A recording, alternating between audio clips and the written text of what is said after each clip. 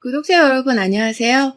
저는 여러분들이 소름 돋을 수도 있는 제 사연을 이야기해드리려고 해요. 저는 여성이고 1년 전에 결혼했어요. 제 나이 26이고요. 요즘에 25세 결혼했다고 하면 어머나 아기네 아기. 아기가 웬 결혼을 이라고 하시겠지만 그건 그냥 보통 사람들이고 그렇다고 제가 그렇게 특별한 여성이라는 건 아니고요. 사실 집안과 집안끼리 맺는 결혼은 23살 대학 졸업하는 해부터 계속 소개가 들어와요.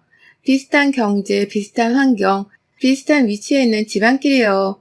집안의 사돈팔촌까지 모조리 싹 스캔해서 적당하다, 괜찮겠다, 어울리겠다 싶으면 중매를 넣는 거지요. 네, 그래요. 저는 엄마의 권유로 맞선 자리 나갔어요. 그런데 상대만 와 있어야 할 자리에 그 상대의 어머니까지 와 계신 거예요. 그래서 3명이 앉아서 맞선을 본 결과가 되고 말았어요. 처음에는 좀 웃기다고 생각했지만 너무 고우시고 어머니 연세답지 않게 스타일도 굉장히 젊고 무엇보다 기품과 우아가 넘치셨어요. 그리고 대화하기에 너무 지식이 해박하셔서요. 요즘 시대에 선을 봐서 결혼했다면 믿는 분들 안 계시겠지만 저는 어머니들끼리 주선을 하고 양가 어머니들이 많이 흡족해 하셔서 일사천리로 진행된 케이스예요. 우선 그날 둘이 아닌 셋이서 맞선을 보는데 상대방 남성과 제가 대화를 주고받을 시간이 거의 없었어요. 시어머니 되실 분이 이야기를 주도하셨지요. 무슨 회사 면접 보는 것도 아니고 끊임없이 물어보시더라고요. 학교에서 공부할 때 친구들은 많았어요? 주로 어떤 친구들하고 마음이 잘 맞았나요? 운전은 하나요? 운전은 좋아하나요? 음식을 많이 안 먹네. 지금 고기 판도 안 먹었잖아. 좀 더 익혀달라고 할까? 스테이크를 안 좋아해요? 커피는 주로 뭘 마셔요? 커피집은 어딜가? 스타벅스는 가지 마요. 거기 콩커피 별로야. 집에 있을 때는 뭐해요? 뭐 하면서 시간 보내요? 학과 공부 때 뭐가 제일 즐거웠어요? 남자는 몇 명이나 사귀어 봤어요? 어머, 이런 거 묻는 게 당황스러운가 보네. 괜찮아요. 우리 아들은 애인이 딱 한 명 있었는데 그것도 한두 달 사귀고 말았나? 그치, 진우야? 어머니는 무슨 그런 이야기를 꺼내세요? 그건 상대에게 실례예요. 그게 뭐가 실례니? 솔직한 게 좋지. 안 그래요, 은하씨? 이름 불러도 되지요? 우리 아들에 대한 정보는 내가 다 알려줄게요. 나한테 물어요. 그래서 대답을 안 했네? 왜 대답을 안 치? 남자친구가 많았나? 얼굴이 예뻐서 남자들이 많이 따르기는 했겠네. 그래서 왜 아직도 대답을 안 하네? 남자가 몇 명이었어? 우리 솔직하자고. 남자가 몇 명이었어? 저는 여기서 많이 이상했어요. 굉장히 꺼림칙하다고 해야 하나? 사실 당신이 끼어들어 모든 질문을 다 하는 것도 싫었지만 남자친구 질문을 굉장히 집착적으로 묻는데 저는 누가 어디다가 몰래카메라를 설치하고 촬영하는 줄 알았어요. 제가 당황스러운 게 이상한 건가요, 여러분? 그날 좀 꺼림칙하다고 느낄 때 그만두었어야 하는 결혼인지도 모르지만요. 어느 정도 참으실 시간 되면 빠져주실 만한데 안 빠져주시는 거예요. 결국 남편이 어머니, 저희들이 좀 시간을 보내고 들어갈게요. 먼저 들어가세요. 하니까 그때서야 일어서면서 제게 핸드폰 번호 좀 알 수 있을까요? 하는 거예요. 불러드릴 수도 있지만 그건 왠지 예의가 아니라는 생각이 들어서 가방에서 수첩을 꺼내서 적어드렸어요. 그럼 좋은 시간 내 보내고 하시면서 나가실 때 저를 바라보는 눈빛이 차갑다고 해야 하나? 매정하다고 해야 하나? 싸늘하다고 해야 하나? 아무튼 평범하고 구수한 눈빛은 아니었어요. 어머님이 돌아가시고 난 후 좀 더 분위기가 자연스러워졌고 우리는 커피를 마시면서 이야기를 했어요. 거기서 벚꽃을 둘 다 아직 못 봤다는 이야기가 나왔고 여의도가 가까우니까 벚꽃 잠깐 보자고 의견을 모았지요. 네, 상대가 마음에 들었으니 쌍방간에 마음에 들었으니 벚꽃 이야기가 나왔겠지요. 상대는 외모도 준수했고 체격도 좋고 우선 말이 언행이 점잖았어요. 유머 코드도 많았고요. 또 능력도 어느 정도 되는 것 같고요. 대학원 졸업 후에 대기업 기획실에 입사했는데 기획실장이 집안 어른이시라고 했어요. 그런데 문제는 여의도로 가는 중에 전화가 오는 거예요. 남자의 어머니시죠. 후야, 지금 어디야? 집에 안 와? 저는 조금 킥하고 웃음이 나오더라고요. 진우도 아니고 후라니, 30이 다 된 아들에게 후라니요. 은하씨랑 안 헤어진 거야? 어머니, 좀 늦어요. 기다리지 말고 주무세요. 아니, 초면에 그렇게 늦게까지 같이 있겠다고? 그건 실례야. 은하씨가 제 안에서 벚꽃 잠시 보러 가고 있는 중이에요. 그래, 알았다. 우선 끊어. 10분 후에 전화가 울리는데 모르는 번호였어요. 받았더니 세상에 진우씨 어머니인 거예요. 은하씨, 우리 후 지금 운전하죠? 네. 은하씨, 우리 후 안전벨트 맨날 좀 봐줄래요? 저의 시선은 어느새 진우씨 가슴팍으로 향했어요. 네, 맸어요. 알았어요. 끊어요. 아니, 여러분, 이 상황이 이해가 가세요? 제게 전화를 한 것도 상식적으로 이해가 안 가는데 안전벨트를 맸나 확인하러 그날 선본 여성에게 전화를 거는 시어머니 자리라니요. 그리고 그날 자기 볼일 끝나니 끊어요 하고 바로 끊는 이 매너, 무리라고 하기도 그렇고 참 뭐라 표현이 안 되더라고요. 진우씨, 어머니 관심을 많이 받고 사시나 봐요? 했더니 이 남자 하는 말 좀 보세요. 오히려 저를 이상하게 바라보면서 다른 집들도 다 안 그런가요? 아니요, 다른 집은 이렇게 안 그래요. 아들이 운전하는 거 안전벨트 맨날 궁금해서 전화하시는 어머니 드물지요. 안전벨트 매는 거는 어떤 부모들 신경 쓰는 일 아닌가요? 당장 눈앞에 보여서 안 매면 뭐라고 한두 마디 하실 수 있어도 이렇게는 안 해요. 이상한데? 저는 어머니가 늘 체크를 하시거든요. 벚꽃을 보면서는 조금 기분이 풀리더군요. 여기저기 전문 커플, 청춘들, 중년 커플들 사진 찍느라 정신없고 우리도 각자 핸드폰으로 각자 사진도 찍어주고 어색하지만 둘이도 찍고 좀 즐거웠고 그래서 기분이 풀어졌어요. 출출해져서 우동집도 들어가서 우동 간단히 먹고 그 사람이 저를 데려다주는 길이었어요. 전화가 또 울려요. 제 폰에요.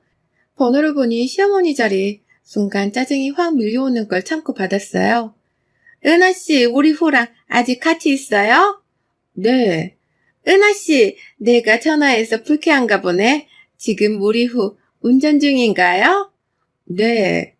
미안하지만 우리 후 지금 시속 몇 킬로로 밟고 있는지 좀 봐줄래요? 저 지금 65요. 아, 알았어요. 그리고 뚝 바로 끊으시는 거예요. 이 사람이 그렇게 완전히 확 마음에 드는 것도 아니고 시어머니 자리가 너무나 찜찜하고 완전히 사람을 질리게 해서 저는 이 사람 그날로 인연 끝이다 정리했어요. 돌아오는 차 안에서요. 집에 들어오니 엄마가 싱글벙글하면서 얘, 넌 어땠니? 왜? 그냥 그랬어. 예, 저 집에서는 시어머니 자리도 그렇고 그 당사자도 그렇고 네가 그렇게 마음에 든다는구나. 얌전하고 조신하고 요즘 애들 같지 않게 팔랑 까지지도 않고 뭐라더라? 중간 소개해준 친이 아줌마가 난리가 났어. 양쪽 집에서 옷 2번 얻어입게 생겼다고. 글쎄, 난 뭐 그냥 그래. 왜? 왜? 성격이 이상해? 엄마, 나 지금 피곤하니까 내일 이야기해. 그날 모든 걸 다 잊기로 하고 잠이 들었는데요. 꿈이 하도 희한해서 아직까지도 잊혀지지 않네요. 꿈에서 어떤 달빛 아래 홀로 가는 과부같이 소복을 입은 여인이 교교한 심야의 월화를 홀로 가는 그 고귀한 정회를 표현하듯 저를 바라보며 중얼거리는 거예요. 얼굴빛이 백지장 같았어요. 무섭도록 창백했어요. 그 소복을 입은 여인이 자기 앞에 있는 교자상을 가리키며 그리고 저의 가슴을 똑바로 가리키며 여기 있는 상처럼 넌 그저 방 한 구석을 채우기만 하면 돼. 네가 떠나도 아무도 날 문제 삼지 않을 거야. 네가 있는지 없는지도 모를 거야. 사랑이 아니더라도 상관없어. 그냥 빈 방을 채워주고 머리수를 맞춰주기만 하면 되니까. 다음날 일어날 때 온몸이 뭔가 과위에 눌린 것처럼 힘든데 나이가 어리니까 금방 털어지고 일어나서 스트레칭하면서 요가 자세 몇 번 취하면서 몸의 근육 긴장을 풀어주었어요. 그리고 식사하고 나서 커피 마시면서 엄마한테 다 설명을 해드렸어요. 우리 엄마도 대본에 펄쩍 뛰시며 더 이상 연락하지 말라고 하시더라고요. 야, 그 옆에는 완전히 그거 또라이 아니야? 미친 거야? 그리고 우리 엄마가 중매장이 통해서 이쪽에서는 일을 성사시킬 마음이 없다고 정중히 거절드리고 저는 그 맞선 본 일을 잊었어요. 그리고 한 석 달 지나서 저는 여름휴가를 갔어요. 그리스로요. 정말 한 번은 가고 싶었던 나라라서 그리고 절대적으로 혼자서 여행을 가고 싶었기 때문에 남은 월차 연차 며칠까지 합해서 10박 11일로 갔거든요. 그리스 산토리니 가보신 구독자분들은 아시겠지만 여기에서 시간을 보내다 보면 인생의 세월이 시간이 길었으면 하는 생각이 잠기지요. 화려하진 않지만 단조로움 속에서 꿀같은 휴식을 취하며 시간을 보내고 있었어요. 그리고 빛과도 친해질 수 있는 곳 같았어요. 물론 한국도 해설은 좋은 나라지만 그리스하고는 또 틀리더군요. 저는 이왕 이 나라에서 열흘을 보내기로 한 거 이 나라 사람 같이 지내기로 했어요. 완전히 자유롭게요. 한국 음식도 한국 습관도 싹 버리고요. 그래서 산토리니 현지 민박집에서 민박을 했어요. 여행 4일째 날 또 한국 사람의 한국 여행자가 도착했는데 일정 식당은 왁자지껄 하더라고요. 저는 종일토록 일광욕을 하고 난 다음이라 내려가 인사도 안 하고 바로 잠들었는데 다음날 샤워실 앞에서 그 사람과 부딪힌 거예요. 한국인은 그 사람과 저 단 2명. 얼굴은 단번에 알아봤고 반갑다기보다 어색했지요. 은하씨 맞죠? 성함이 은하씨였죠? 저 누군지 아시겠어요? 네, 알아요. 어떻게, 여름휴가 오셨어요? 네. 제가 대답도 짧게 하고 피하고 싶어 하자 이 사람도 어색했는지 샤워실로 들어가서 저는 얼른 아침 먹고 밖으로 나왔고 아침 저녁 식사 때 식당에서 부딪힐 때도 어색하고 아무튼 저는 이 사람과 되도록 안 마주치고 피하고 싶다는 기분뿐이었어요. 그리고 저는 이틀 후 그리스 테살리아 지방으로 옮겼어요. 메테오라 공중에 떠있는 수도원 24개가 세워져 있으며 지금은 6개가 남아 일반인들에게 일부 공개가 되고 있는 곳이죠. 인간과 자연의 경이로운 합작품. 저는 사실 성당은 안 다니지만 수도원에 관심이 많았거든요. 민박집을 옮길 때 이 사람이 없었고 저는 이 사람과 인사도 없이 헤어진 거예요. 그런데 이틀 후 테살리아 민박집에서 이 사람과 또 만났어요. 이 사람도 여기 수도원이 궁금해서 여기로 옮겼다는 거예요. 저는 속으로 이건 인연이구나 싶은 마음이 순간 확 들면서 또 왠지 이건 안 좋은 인연, 악연 아닐까?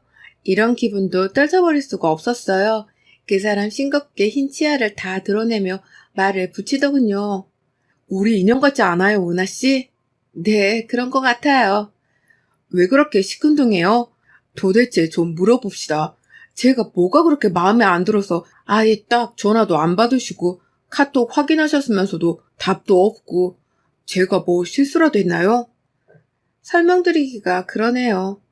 중간 소개시킨 분께 들어서 알고 있겠지만 저는 은하씨가 마음에 들었고 사귀고 싶었어요. 많이 아쉬웠지요. 그렇게 봐주셨다니 감사해요. 은하씨, 저녁 먹고 우리 산책 나가서 맥주 한잔 하죠. 사실 저는 한 일주일 가까이 한국 사람하고 대화 한번 안 하고 지내려니 슬슬 모국어가 쓰고 싶어지고 모국어를 사용하는 사람을 만나니 괜히 눈물겹고 반갑고 또 그 사람이 아는 사람이니 더 반가웠는데 이 사람하고 엮이고 싶지 않아서 피한 거거든요. 어쨌든 같은 말 한국어로 이야기할 수 있는 사람하고 다른 나라에서 단둘이 맥주를 마실 생각하니까 괜히 흐뭇하고 만족한 기분이 드는 거예요. 그래서 오케이 했어요. 그리스 밤바람은 정말 기분 좋은 바람이에요. 가보신 분들은 아시겠지만 둘이 야외 포차에서 맥주를 꽤 마셨어요. 맥주를 마시면서 이 이야기 저 이야기 많이 했어요. 둘 다 그날 선자리에서 있었던 이야기는 피하고 미래에 가진 꿈, 자기 일 이야기, 과거 이야기, 각자 사귀었던 사람 이야기, 친구 이야기, 책 이야기, 영화 이야기 많이 했거든요. 이야기를 해보면 해볼수록 굉장히 매력적인 사람인 거예요. 무엇보다 굉장히 유머 감각이 뛰어난 사람이라 이야기를 하는 도중 저는 계속 빵빵 터졌고요. 그리고 생각보다 미래도 굉장히 밝아 보였고요. 대기업의 운영 시스템 이야기를 듣는 것도 왠지 좋았어요. 저는 부모님이 운영하시는 갤러리에서 큐레이터로 일하고 있어서 대기업 운영 시스템이 굉장히 자극적이더라고요. 맥주를 둘 다 많이 마시고 숙소까지 걸어서 오는데 맥주를 많이 마셔서 갑자기 소변이 너무 급한 거예요. 맥주 마시면 아시죠? 갑자기 급해지면 정말 참을 수 없는 기분이 드는 거예요. 게다가 이미 만취 상태였고요. 제가 어쩔 줄을 몰라 하자 그 사람이 저를 끌고 길가 한구석으로 가더니 자기 겉셔츠를 벗어서 가려주는 거예요. 너요? 하는 거예요. 저는 놀라고 민망해서 어떡해요? 하면서도 일단 누고 싶다는 생각도 간절했어요. 뭐 어때요? 노산방뇨라고 걸려서 잡혀가면 잡혀갑시다. 급한데 싸고 봐요. 에라이 모르겠다 주저앉아 쌌어요. 정말 살 것 같더군요. 이 남자. 아, 소리 한번 요란하네. 저는 소변 보면서도 빵 터진 거예요. 남들이 보면 완전 미친 여자 같았을 거예요.